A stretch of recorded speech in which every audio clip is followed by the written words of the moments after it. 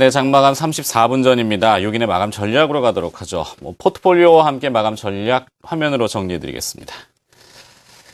네, 박동기 전문가의 포트폴리오입니다. 이녹스를 빼는군요. 매도입니다. 이 차익 실현입니다. 수익률 기준으로 보면은 20.7%고요. 그다음 포트폴리오를 변화를 주시는군요. 오늘은 포트폴리오 수수를 대규모로 단행하고 있습니다. 신규 편입 종목이 두 종목입니다. CJ 대한통운을 넣고요. 그다음에 Y소를 또 신규 편입합니다. CJ 대한통운은 안정적인 이익 성장과 적극적인 해외 진출 및 합병 이슈가 긍정적이라고 합니다. Y솔은 중국의 스마트폰 시장의 급성장에 따른 수혜가 예상이 된다고 하는군요. 참고해 보시기 바라겠습니다. 윤종빈 전문가의 포트폴리오입니다. 오늘은 변화 없습니다. 그냥 네 종목을 그대로 유지하고 있습니다. 특이한 것은 박동기 전문가는 이녹스를 차익 실현했는데 윤종빈 전문가는 이녹스의 편입 가격이 조금 낮기 때문에 유지가 되고 있습니다. 한 분은 빼고 한 분은 유지하고 있고 이녹스가 어떻게 될까요? 저도 궁금하네요. 김남호 전문가 보도록 하죠. 네 종목입니다. 신규 편입 종목이 생겼습니다. 삼성 엔지니어링이고요. 최근에 해외 수주와 실적 개선 지연으로 주가가 좀 급락을 했었지만 이는 2012년도 실적을 저점으로 해서 2013년도에는 개선이 될 것이다 라고 다시 기대를 한답니다. 자, 포트폴리오 보셨고 이제 마감 전략 보시죠. 박동기 전문가는 3분기 실적 전망이 양호한 종목들로 압축해서 대응을 하자라고 밝혔습니다. 윤종빈 전문가는 코스닥의 기관 매물 소화가 양호하게 연결이 되고 있다, 진행이 되고 있다 이렇게 얘기하고 있고요. 김남호 전문가는 낙폭이 큰 IT 종목과 경기 민감주는 분할해서 이제는 슬슬 한번 들어가 보자. 이런 분할 매수 전략을 마감 전략으로 주셨습니다. 자, 이 중에서 코스닥의 기관 매물이 양호하게 소화가 되고 있다는 메시지를 주신 SK 프렌즈클럽의 윤종빈 센터장 연결합니다. 안녕하십니까? 네, 안녕하십니까? 네, 기관의 매물이 잘 소화가 되고 있습니까? 네, 기관 투자자가 어제 오후장에서부터 오늘 오전장까지 급격한 강도로 그 매도 공세를 퍼부었는데요. 이틀 동안에 기관 쪽에서 나온 그 매물 규모가 대략 600억 정도 수준이다라고 이렇게 추정을 해볼 수가 있겠습니다. 그런데 이틀 동안의 흐름 속에서 일단 그 외국인이라든지 그리고 개인 투자자들의 매수 흐름이 꾸준하게 진행이 되면서 그 물량에 대한 그 소화를 원활하게 지금 지켜 나가고 있는 그런 상황이고요. 그러다 보니까 오늘 그 오전장에 잠시 급락세를 보이려던 코스닥 시장의 분위기 현재는 플러스권으로 좀 전환을 시켜놓고 있는 그 상황입니다.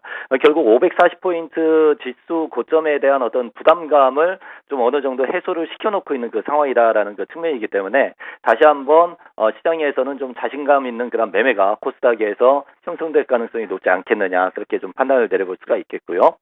거래소 시장의 경우도 현재 오늘의 지수 반등을 통해서 지수 61선에서의 지지력을 확보를 해놓고 있는 그런 상황입니다. 61선이 대략 1920포인트 구간에 놓여져 있는 그런 상황인데요. 이 구간에서 하방 경직을 확보를 했다라면은 그만큼 지수의 어떤 이제 반등 가능성이 높아지고 있는 그 측면이 될 수가 있겠는데 다만 수급상에서 이 외국인이라든지 기관 투자자 쪽에서의 자신감이 많이 결여되어 있는 상태 오늘도 유지가 되고 있습니다.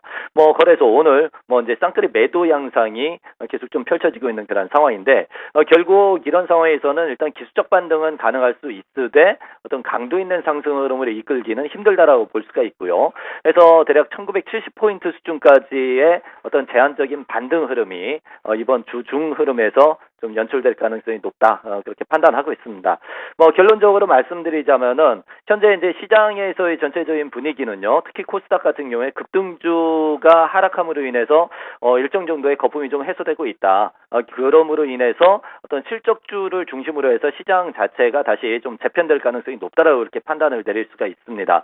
때문에 현재 이 실적 호전이 명확하게 나타나고 있는 IT 부품주들 중심으로 매수하는 전략 유효하다고 말씀드릴 수가 있고요. 그러한 종목들이 옵트론텍이라든지 이녹스 혹은 멜파스 이러한 종목들이 그 대상이 될 수가 있겠습니다. 자, 알겠습니다. 6인의 마감 전략 SK 프렌즈클럽의 윤종빈 센터장 마감 전략 들어봤습니다. 고맙습니다. 자, 나머지 3인의 포트폴리오와 마감 전략도 확인해 보시도록 하겠습니다. 조현덕 전문가의 포트폴리오입니다. 지금 세 종목인데요. 오늘은 변화 없이 유지를 시켜 놓고 있습니다. 이현상 전문가의 포트폴리오죠. 화면에는 안 나오고 있습니다만 세 종목은 유지가 되고 있고요. 일단 총 5종목 중이 됐는데 한 종목은 신규 편입했군요. 이 대한항공을 넣습니다.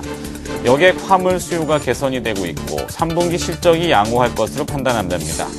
영업이익 기준으로 한 3,400억 원 정도 될 거라고 예상을 하고 있다고 하는데요. 이것은 전년 동기 대비 45%, 전분기 대비 177% 상당히 큰 폭으로 늘어날 것으로 예상한답니다.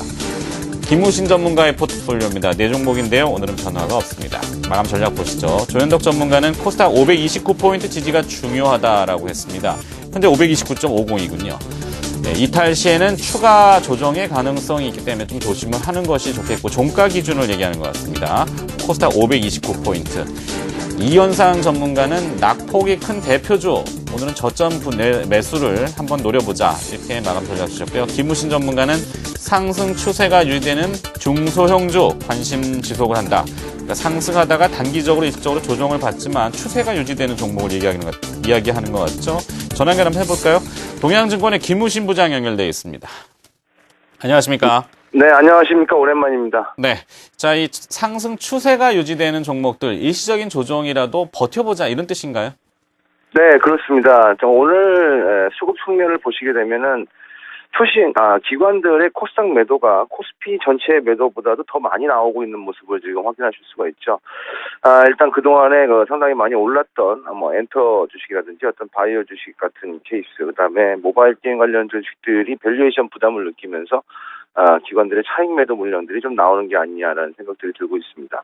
하지만 일단 이런 밸류에이션 부담이 있는 종목을 제외한 나머지 아직도 어떤 밸류에이션 부담이 적은 상승 추세를 유지하고 있는 종목들, 성장성이 있는 종목들은 지속적으로 시장 영향에 따라서 잠시 좀 눌릴 뿐이지 상승세를 계속 유지할 가능성이 더 높다고 보고 있는 그런 생각입니다. 제가 포트폴리오에 지금 편입을 하고 있는 종목 중에서는 예를 들어서 슈프리마라든지 아니면 삼천리 자전거, 휴원스 이런 종목들은 아직도 밸류에이션 매력이 충분하기 때문에 아마 더 매수세가 들어올 것으로 지금 판단하고 있는 그런 부분이고요. 지수상으로 봤을 때는 1919포인트 저점을 찍고 일단 반등하는 모습이 보이고 있는데 중요한 지지선은 1915포인트라고 여러 차례 강조를 드렸던 것 같습니다. 일단 외국인 매수가 좀 들어와야지 시장에서 움직임이 좀 있을 것으로 지금 예상이 되고 있기 때문에 일단 여전히 시장에 대한 주목은 일단 중소형주 위주의 실적 호전주, 그다음에 밸류에이션 매력이 있는 종목들, 이런 종목군 위주로 포트폴리오를 구성해 나가시면 시장보다 좋은 수익률을 낼 수 있는 그런 도움이 되지 않겠는가라고 보고 있습니다. 잘 알겠습니다. 동양증권 김우신 부장의 마감 전략까지 들어봤습니다. 고맙습니다. 감사합니다. 네, 지금까지 6인의 마감 전략이었습니다.